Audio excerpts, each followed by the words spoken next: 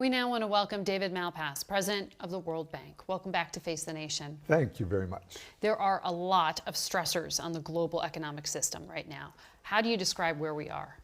It's a sharp slowdown, including even China. So we've seen the world growth fall by half since January in terms of GDP growth, but there's also shortages, there's inflation, and the food shortages for the poorer countries are becoming a significant concern. They already are.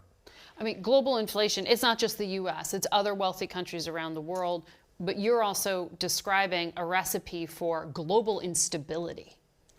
It feeds in when there's not enough food that for weaker countries, poorer countries, that causes instability, and it's a big factor in the turnover of governments that's been occurring in quite a few of the countries. So a State Department official said a few days ago, food crisis will be at least a 3-year problem.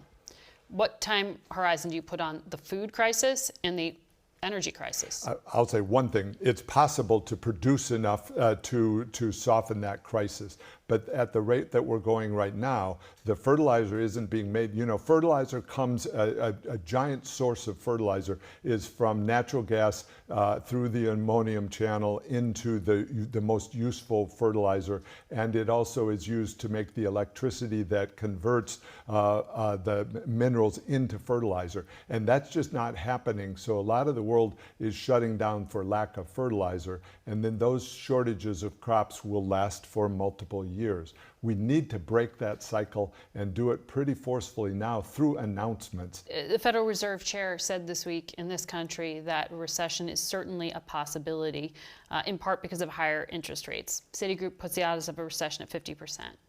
What's your projection here for the world's most important economy? We put out a report 3 weeks ago that didn't have the U.S. in recession, but we said in downside scenarios there could be. And so I don't disagree with those estimates that you're saying there. So do you agree with Fed officials when they say it's going to take at least 2 years, a couple of years, before we get inflation back down to 2%?